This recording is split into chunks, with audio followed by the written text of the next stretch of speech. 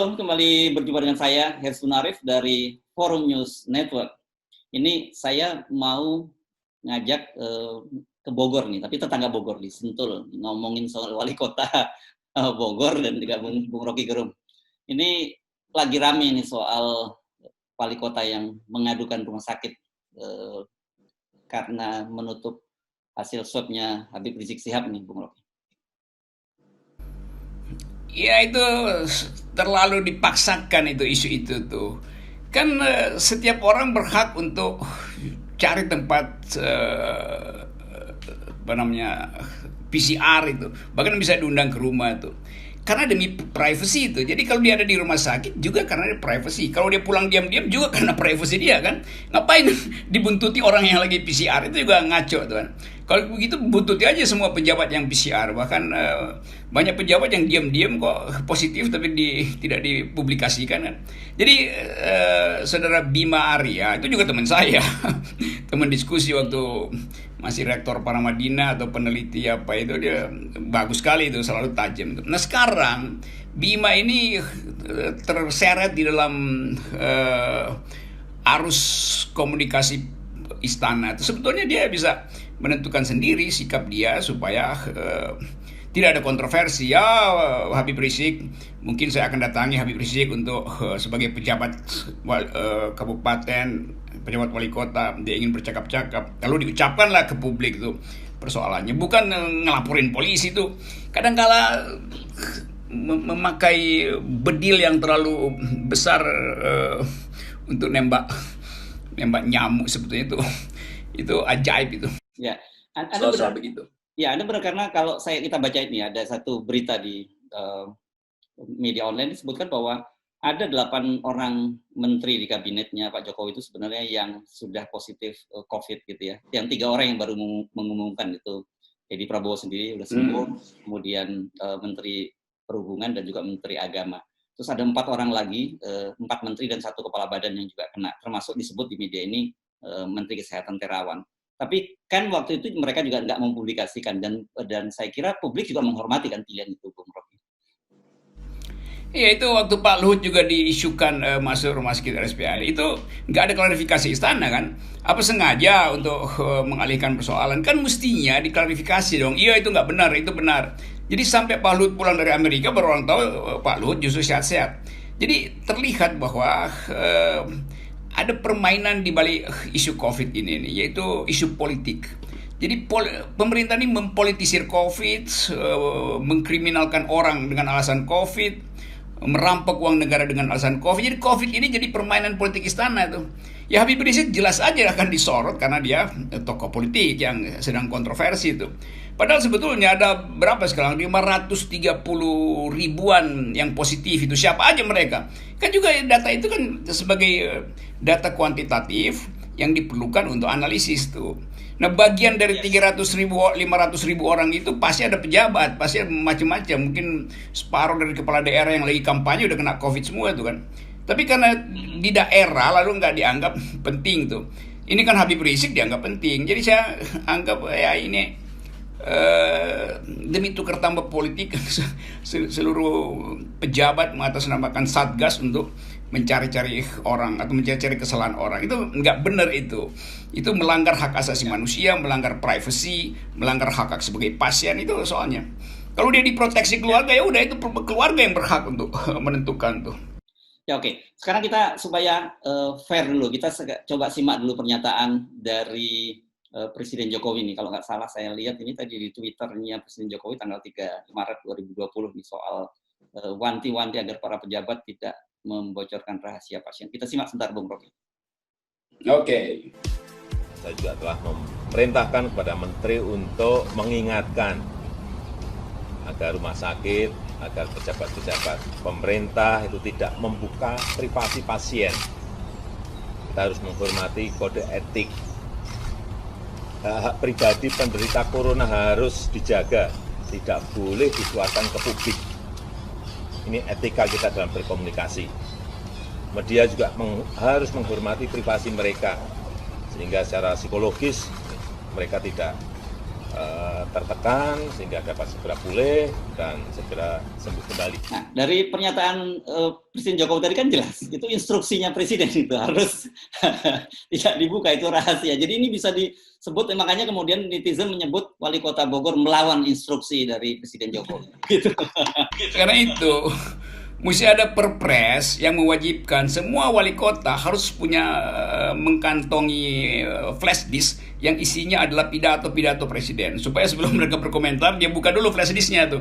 Oh, Bu Jokowi bilang begini. Jadi bikin aja perpunya begitu atau instruksi presiden, semua kabinet bawa kantongi flash disk supaya tahu apa yang saya ucapkan.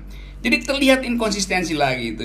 Jokowi jelas mengatakan lindungi privacy. Bawahan Jokowi justru ingin mengacak-acak privasi orang kan. Tapi saya juga nggak tahu apa Pak Jokowi. Seharusnya juga Pak Jokowi tegur dong Bima Arya itu kan. Tapi sekali lagi mungkin Bima Arya menganggap ini adalah sumbangan dia kepada Jokowi, karena dianggap Jokowi lagi cari-cari kesalahan Habib Rizik, maka Bima Arya mengambil inisiatif untuk mencari kesalahannya di lokasi rumah sakit kan.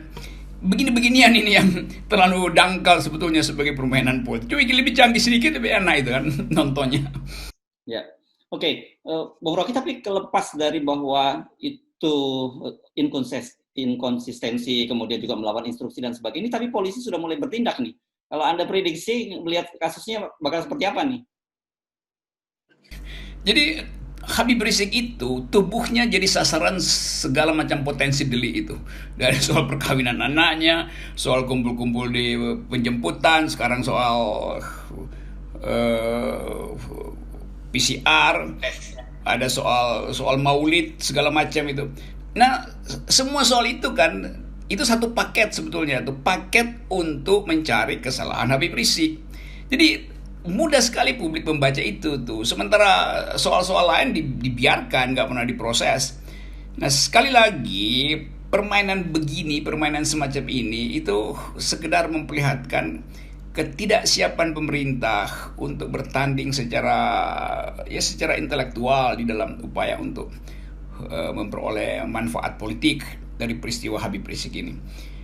Nah, dengan kata lain, selama Habib Rizik beredar, maka selama itu kegiatan polisi akan dibikin sibuk untuk mengintip, mengendus segala macam. Jadi seolah-olah Bima Arya percaya bahwa kalau dia laporin maka polisi akan bertindak untuk mengusut Habib Rizik, atau mungkin sebaliknya, polisi yang menginginkan untuk mengintai Habib Rizik, karena itu Bima Arya diminta untuk melaporkan. Jadi nggak jelas apa sebetulnya yang terjadi itu. Orang hanya mencium itu, bahwa variabel politik sangat dominan di dalam semua indikasi tentang Habib Rizik, entah itu indikasi kesehatan, indikasi perayaan keagamaan, indikasi urusan privat, perkawinan, macam-macam itu. Ya. Nah, ini kan jadi sangat berbahaya, Bung Rocky, karena bagaimanapun juga masalah COVID ini masih sangat serius. Juga kita tidak tahu kapan sampai selesainya. Nah, kalau kemudian masyarakat menangkap bahwa kebijakan ini hanya sekedar komoditas politik, kan faktor trust publik terhadap pemerintah semakin rendah, khusus masalah penanganan COVID ini. Itu saya herannya tuh, apa pemerintah nggak punya polling harian untuk melihat legitimasi yang drop terus, atau mungkin karena legitimasi drop terus maka dia cari sensasi itu kayak orang panik gitu, yang udah nggak tahu mau ngapain, ya udah pokoknya lakukan sesuatu supaya ada isu di mana pemerintah bersikap tegas. Pemerintah bersikap tegas terhadap ketidakpastian Habib Rizik kena COVID apa enggak. Ya orang anggap ia bersikap tegas terhadap seseorang yang memang sedang memusuhi pemerintah tuh. Coba kawan-kawan pemerintah tuh apa bisa bersikap tegas. Jadi makro politiknya, konteks dari persaingan politik itu diabaikan oleh pemerintah. Rakyat tahu bahwa itu adalah konteks persaingan politik. Jadi benar tadi, makin lama ya orang nggak percaya pada pemerintah. Dan saya kira udah dalam 1 minggu ini aja mungkin ada 10 poin drop kepercayaan orang pada pemerintah. Karena soal tadi nyari-nyari kesalahan kan. Ya, itu kan kemarin kita melihat kemana ketika disebut bahwa Petamburan menjadi klaster baru COVID, tapi kemudian dibantah oleh epidemiolog dari Universitas Indonesia bahwa sebenarnya tidak ada itu yang disebut klaster Petamburan, yang ada klaster orang harus mudik gitu kan, libur panjang. Gitu. Nah, sekarang muncul lagi kasus kasus Habib Rizik ini, menurut saya ini semakin berat dari sisi komunikasi publik pemerintah. Iya, dari segi teori epidemiologi juga sebetulnya ya kalau petamburan itu bebas, ya Habib Rizik dapat tertular dari mana? Itu common sense dari epidemiolog kan begitu kan.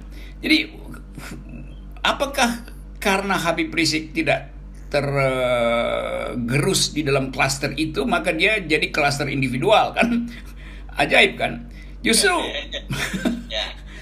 justru kita mau tahu Habib Rizik itu sehat ya oke. Ya rayakin aja kan, mesti presiden melalui Bima Arya bilang, wah ternyata Habib Rizik sehat ya oke, selamat datang dan hati-hati ya supaya jangan justru tertular. Kan lebih baik begitu kan daripada berharap Habib Rizik kena COVID. Kan ini orang berharap Habib Rizik kena COVID supaya bisa dipidana kan, ajaib. Ya, bahkan ada politisi PDIP yang sampai mengirim karangan bunga gitu dan mengucapkan berduka karena Habib Rizik terkena COVID. Tapi maksudnya pasti bukan itu kan gitu. Dan saya tahu karangan bunganya pasti belum dibayar tuh kan. Tukang bunga selalu komplain. Asal pesan nggak dibayar. Iya. Ini ya menarik ini. Memang karena saya juga sempat membaca itu di media. Ada pedagang karangan bunga yang menangis itu dari berapa 20 yang dipesan hanya 7 kalau nggak salah dibayar atau berapa itu angkanya saya lupa. Tapi ini hal-hal saya kira dalam situasi yang pandemi ketika ekonomi sulit, pelakuan-pelakuan semacam ini kan sangat menyedihkan buat kita. Ya dulu karangan bunga itu kita pakai dulu zaman Orde Baru untuk mengganggu persidangan. Dulu waktu saudara Nuku Sulaiman di sidang di Jakarta Pusat, kita semua itu pesan bunga di Cikini suruh kirim ke persidangan di Jakarta Pusat dengan ucapan selamat ulang tahun hakim. Jadi tumpuk di situ padahal bukan ulang tahun hakim, itu cuma buat mengganggu aja supaya macet orang di situ. Itu ratusan bunga ada di situ.